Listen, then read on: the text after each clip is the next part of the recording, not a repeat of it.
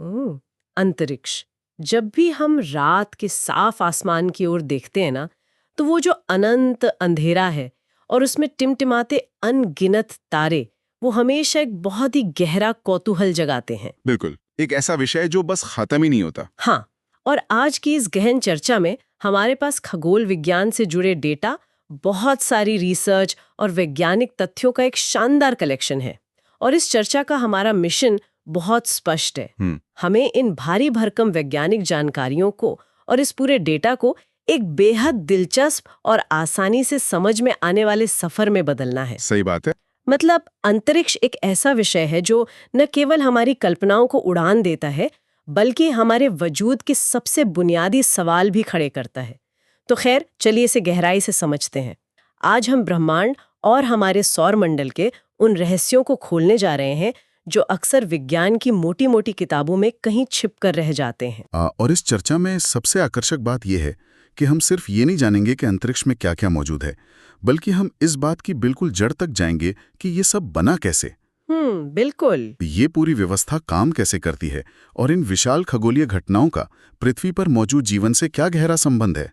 क्योंकि ये डेटा केवल ग्रहों और तारों की कोई सूची नहीं है, ये हमारे ब्रह्मांड की उत्पत्ति की एक बेहद शानदार और जटिल कहानी है। तो चलिए इस कहानी को बिल्कुल शुरुआत से ही शुरू करते हैं। ब्रह्मांड की उत्पत्ति। मैंने नोट्स में देखा कि ब्रह्मांड के बनने के कई प्रमुख सिद्धांतों का जिक्र है। हाँ, कई सारे हैं। और सबसे ज्यादा चर्चा जिस सिद्धांत की होती है वो है बिग बैंग थ्योरी, यानी महाविस्फोट का सिद्धांत। ये आइडिया अपने आप में कितना हैरान करने वाला है ना, कि आज से लगभग 13.8 अरब साल पहले ये पूरा का पूरा ब्रह्मांड, इसके सारे तारे, आकाशगंगाएं, सब कुछ। हाँ, सब कुछ सिर्फ एक बेहद छोटे से बिंदु में सिमटा हुआ था और फिर एक भयानक विस्तार हुआ। लेकिन विज्ञान की दुनिया में हर चीज के वैकल्पिक विचार भी होते हैं, जैसे कि डेटा में एक स्थिर अवस्था सिद्धांत या स्टेडी स्टेट थ्योरी का भी जिक्र है। बिल्कुल। बिग बैंग आज सबसे अधिक मान्य सिद्धांत है। ऐसा इसलिए क्योंकि यह ब्रह्मांड के लगातार फैलने की बात करता है, जिसे बाद में वैज्ञानिक अवलोकनों से, जैसे हबल के रिसर्च से साबित भी किया गया। लेकिन जो ये स्थिर अवस्था सिद्धांत है, ये एक अलग ही नजरिया पेश करता है। वो कैसे? इसका मानना है कि ब्रह्मांड का विस्तार तो हो रहा है, लेकिन इसका घनत्व हमेशा एक जैसा रहता है। मतलब जैसे जैसे ब्रह्मांड फैलता है, वैसे वैसे नया पदार्थ बनता रहता है, ताकि सब कुछ एक जैसा ही दिखे। अच्छा। हालांकि आधुनिक खगोल विज्ञान अब बिग बैंग को ही सटीक मानता है। अब अगर इस महाविस्फोट के बाद हम अपने घर की तरफ आएं, यानी हमारे सौरमंडल की ओर, तो निहारिका परिकल्पना सामने आती है, जिसे नेबुलर हाइपोथेसिस कहते हैं। हाँ, 4-4.5 अरब साल पहले वाली घटना। सही कहा। दिलचस्प बात यह है कि सदियों पहले वैज्ञानिकों ने ये कल्पना कर ली थी कि लगभग 4-4.5 अरब साल पहले गैस और धूल के एक बेहद विशाल बादल के सिकुड़ने से हमारे सौरमंडल का निर्माण हुआ होगा। इसी बादल को नेबुला कहते हैं। और मुझे लगता है कि यहीं से कहानी में एक बहुत बड़ा मोड़ आता है।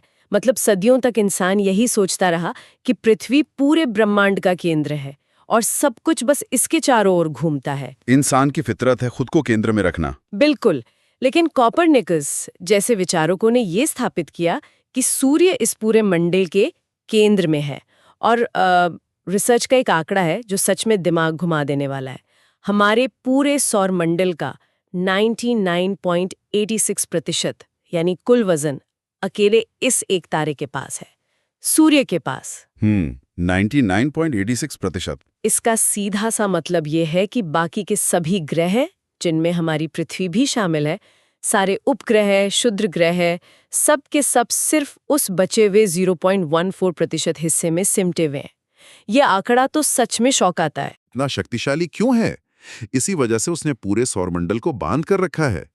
अब जब हम अंतरिक्ष की बात कर रहे हैं तो दूरियां इतनी विशाल हो जाती हैं कि उन्हें किलोमीटर या मील में मापना तो मजाक सा लगता है। हाँ, किलोमीटर तो यहाँ धरती पर ही कम पड़ जाते हैं। सही बात है।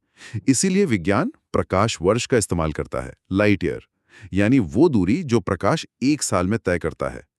अब प्रकाश की गति लगभग 3 लाख किलोमीटर प्रति सेकंड होती है, तो एक साल में वो कितनी दूर जाएगा इसकी सिर्फ कल्पना की जा सकती है।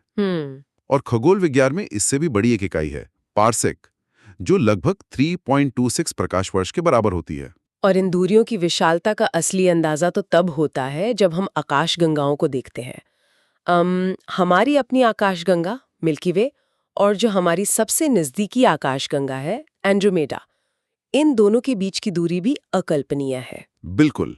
और जब हम अपनी आकाशगंगा के तारों को रात के आसमान में देखते हैं तो वो कई तरह के पैटर्न बनाते हैं जिन्हें हम तारामंडल कहते हैं, जैसे कैसियोपिया जो देखने में अंग्रेजी के अक्षर W या M जैसा लगता है, ओरायन जिसे शिकारी या मृग के रूप में पहचाना जाता है, और सप्तर्षि जिसे हम अर्सा मेजर भी कहते हैं। और ये तारामंडल असल में प्राचीन काल से ही इंसानों के लिए एक तरह के प्राकृतिक जीपीएस का काम करते आए हैं। हाँ, दिशा बताने के लिए। बिल्कुल। समुद्र में दिशाएं खोजने से लेकर मौसम का अंदाजा लगाने तक में इनका इस्तेमाल होता था।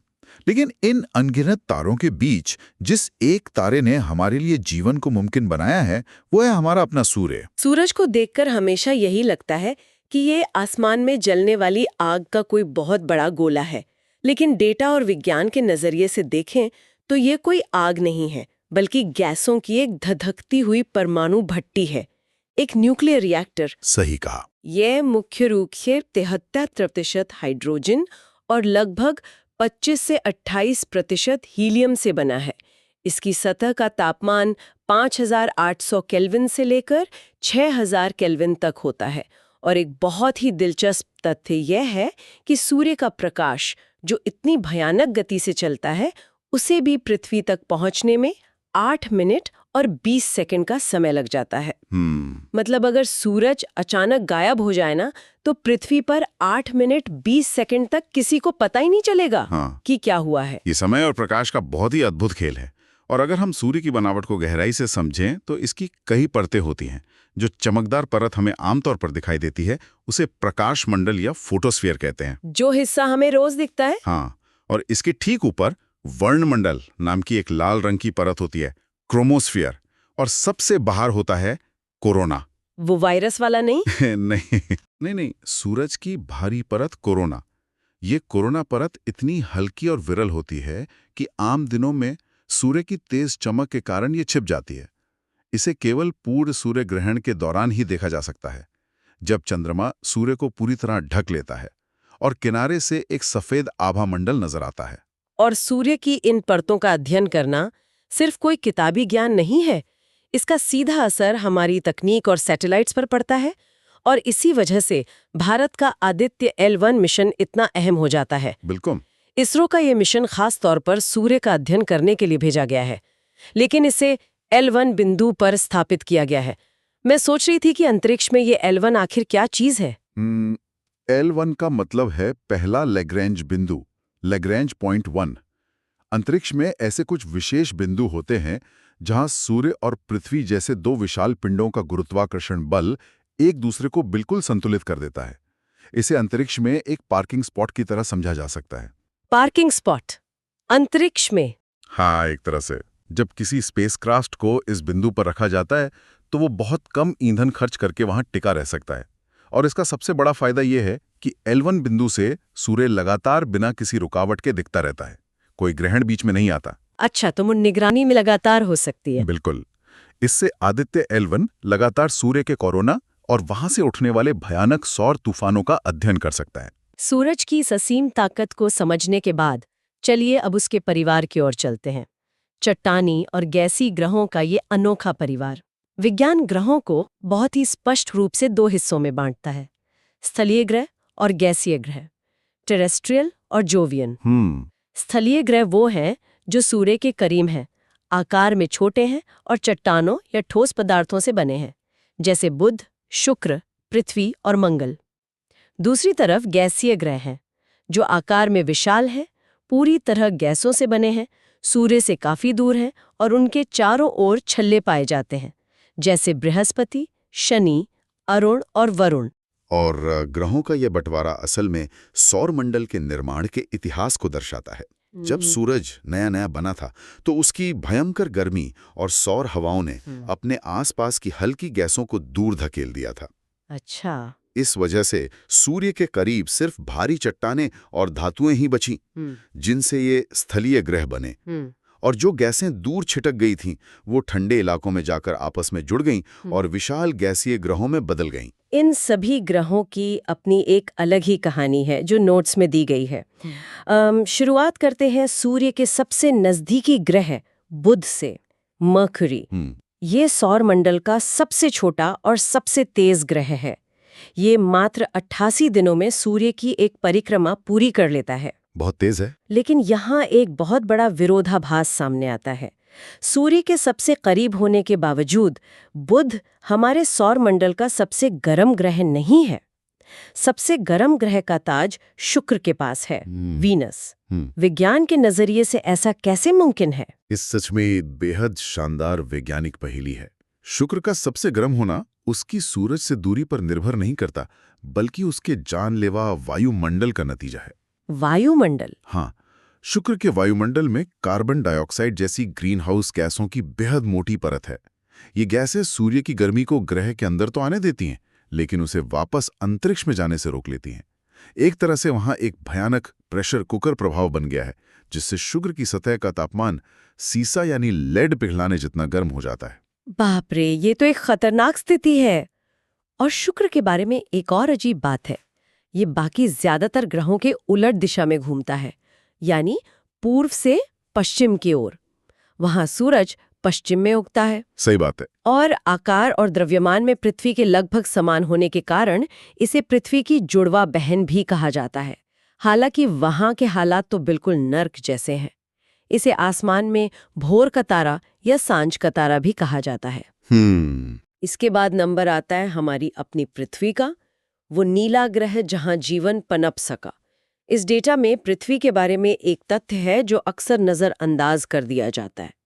पृथ्वी का घनत्व सभी ग्रहों में सबसे अधिक है, लगभग 5.5 ग्राम प्रति घन सेंटीमीटर। और ये उच्च घनत्व कोई मामूली बात नहीं है। इसी अधिक घनत्व की वजह से पृथ्वी का गुरुत्वाकर्षण इतना मजबूत है कि वो एक घने वायुमंडल को पकड़ कर रख पाता है। मतलब अगर घनत्व कम होता तो? अगर पृथ्वी का घनत्व कम होता तो सौर हवाएं हमारे वायुमंडल को कब का उड़ा ले गई होती और यहाँ जीवन कभी पनप ही नहीं पाता। तो ये घनत्व ही हमारे जीवन की ढाल है। पृथ्वी के इसी अनोखेपन को पार करते ही हम पहुंचते हैं मंगल पर, लाल ग्रह। मंगल का ये सुर्ख लाल रंग असल में उसकी मिट्टी में मौजूद आयरन ऑक्साइड या सरल भाषा में कहें तो जंग के कारण है। जंग। मंगल के पास 2 छोटे उपग्रह भी हैं, फोबोस और डीमोस। लेकिन यहाँ जो चीज सबसे ज्यादा हैरान करती है वो है इसका एक ज्वालामुखी। पूरे सौर मंडल का सबसे बड़ा ज्वालामुखी मंगल पर ही है, जिसे ओलंपस मॉन्स कहते हैं। इसकी ऊंचाई माउंट एवरेस्ट से भी लगभग 3 गुना ज्यादा है। बिल्कुल। और मंगल हमेशा से वैज्ञानिकों के लिए आकर्षण का केंद्र रहा है, क्योंकि स्थलीय ग्रहों में पृथ्वी के बाद यही एक ऐसी जगह है जहां अतीत में पानी बहने के निशान मिले हैं। इसीलिए वहां लगातार जीवन के सुराग तलाशे जा रहे हैं। सही कहा। मंगल की उस सूखी चट्टानी जमीन को पीछे छोड़ते ही सौर मंडल का परिदृश्य पूरी तरह बदल जाता है। यहां से शुरू होता है गैस के उन दानवों का इलाका, जहां खड़े होने के लिए कोई ठोस जमीन ही नहीं है। और इन गैस के दानवों का राजा है बृहस्पति, जुपिटर। यह सौर मंडल का सबसे बड़ा ग्रह है। आकार में विशाल होने के साथ साथ यह अपनी धुरी पर एक लट्टू की तरह सबसे तेजी से घूमता है। यहाँ एक दिन सिर्फ 9 घंटे 55 मिनट में पूरा हो जाता है। इतनी तेजी से घूमता है? हाँ, इसका एक उपग्रह है गैनीमेड, जो पूरे सौरमंडल का सबसे बड़ा चंद्रमा है। यहाँ तक कि ये बुध ग्रह से भी बड़ा है। और बृहस्पति की सबसे बड़ी पहचान उसका ग्रेट रेड स्पॉट है। और वो जो ग्रेट रेड स्पॉट है ना, वो कोई जमीन का हिस्सा नहीं है, बल्कि एक ऐसा भयंकर तूफान है जो सैकड़ों सालों से लगातार चल रहा है। सैकड़ों सालों से? हाँ। उसकी भयावहता का अंदाजा इसी बात से लगाया जा सकता है कि उस अकेले तूफान के अंदर पूरी की पूरी पृथ्वी समा सकती है। ये तो सच में डराने वाला है। खैर, बृहस्पति के बाद आता है शनि, सैटर्न, जिसके शानदार छल्ले उसे सबसे अलग बनाते हैं। लेकिन घनत्व के मामले में शनि का डेटा बहुत मजेदार है। इसका घनत्व सौरमंडल में सबसे कम है, सिर्फ 0.69 ग्राम प्रति घन सेंटीमीटर, जबकि पानी का घनत्व 1 होता है। इसका सीधा सा मतलब ये है कि अगर अंतरिक्ष में कोई इतना विशाल बाथटब हो जिसमें शनि ग्रह को डाला जा सके, तो वो ग्रह उस पानी में डूबेगा नहीं, बल्कि एक रबर डक की तरह तैरता रहेगा। ये कल्पना ही अपने आप में कितनी मजेदार है। इतना विशाल ग्रह जो पृथ्वी से कई गुना बड़ा है, वो असल में गैस का एक इतना हल्का गुब्बारा है कि पानी पर तैर सकता है। बिल्कुल। शनि के साथ साथ इसके उपग्रह टाइटन का जिक्र करना भी जरूरी है। यह सौर मंडल का इकलौता ऐसा चंद्रमा है जिसका अपना एक बेहद घना वायुमंडल है, जिसमें मीथेन की बारिश होती है। मीथेन की बारिश, वाह! इन विशाल ग्रहों से आगे बढ़ने पर हमें अरुण मिलता है, यूरेनस, जिसकी खोज विलियम हर्शेल ने की थी। इसके वायुमंडल में भी मीथेन गैस की अधिकता है, जिसकी वजह से ये एक खूबसूरत हरे नीले रंग का दिखाई देता है। इसकी सबसे अजीब बात इसका झुकाव है। हमारी पृथ्वी लगभग 23.5 डिग्री झुकी है, लेकिन अरुण अपनी धुरी पर लगभग 98 डिग्री तक झुका हुआ है। यानी यह गोल घूमने के बजाय ऐसा लगता है जैसे अपनी कक्षा में लुढ़क रहा हो।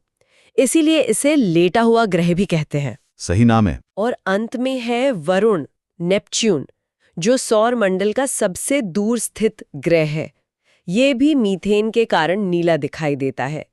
सूर्य से इतनी दूर होने की वजह से इसकी गति इतनी धीमी लगती है कि इसे सूर्य का सिर्फ एक चक्कर लगाने में 165 साल लग जाते हैं।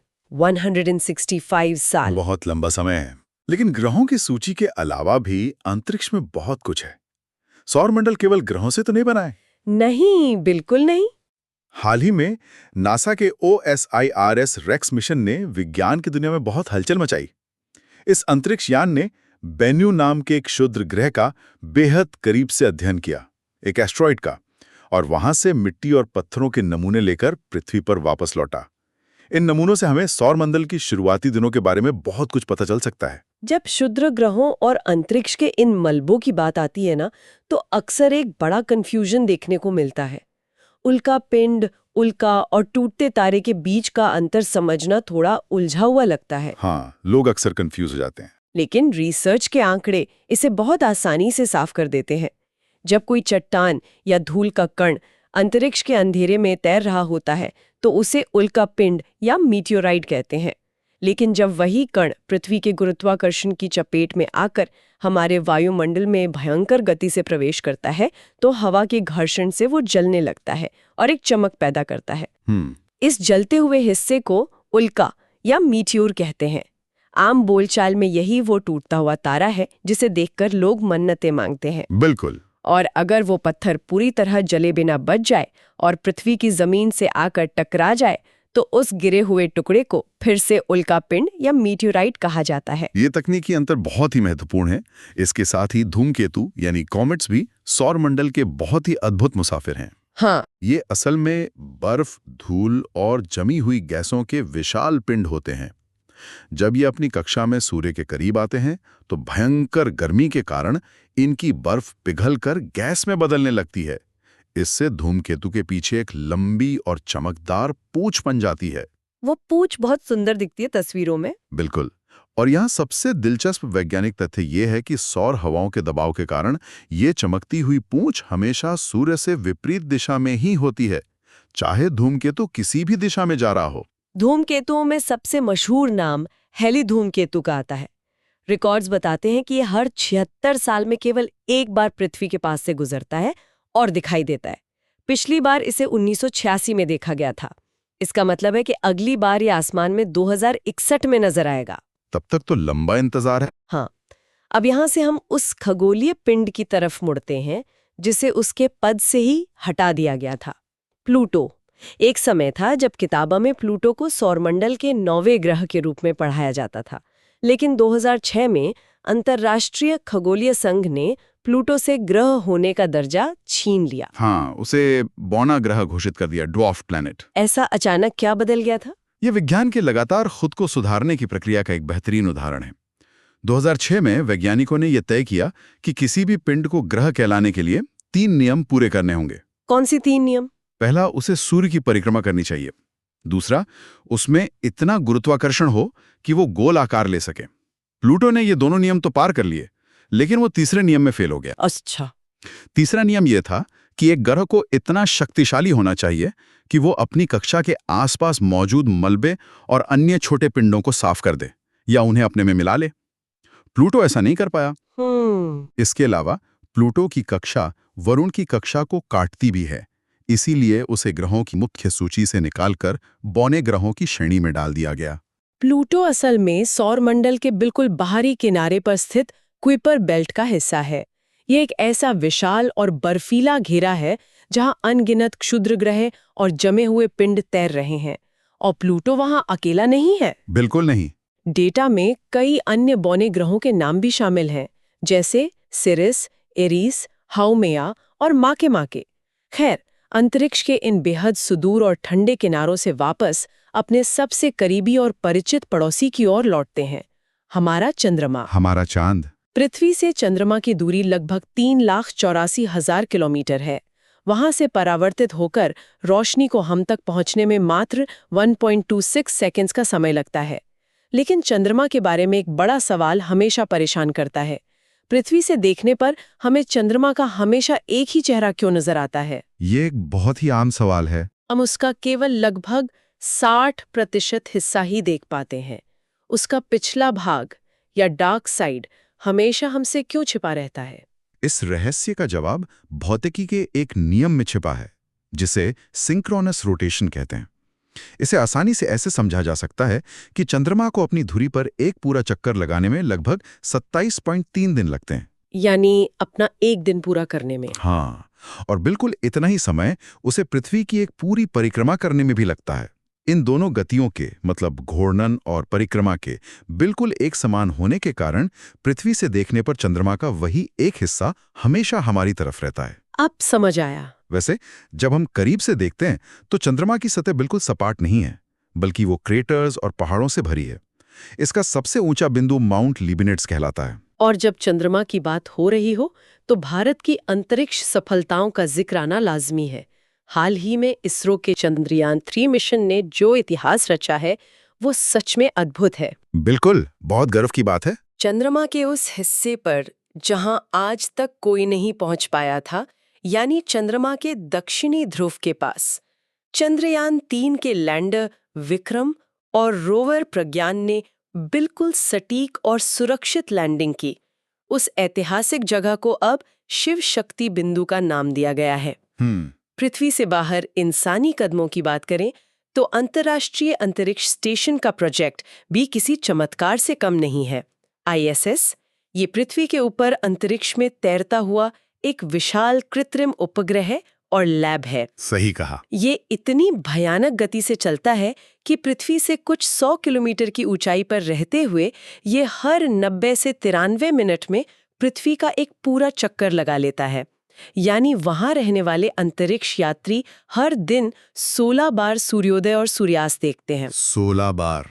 अगर हम शुरुआत से लेकर अब तक के इन सभी तथ्यों, सिद्धांतों और वैज्ञानिक मिशनों को एक साथ जोड़कर देखें तो ये बात पूरी तरह साफ हो जाती है कि हमारा सौरमंडल कितनी विविधता, जटिलता और हैरतअंगेज चीजों से भरा हुआ है। बिल्कुल। एक तरफ धधकता हुआ सूरज है तो दूसरी तरफ कुइपर बेल्ट की जमा देने वाली भयंकर ठंड।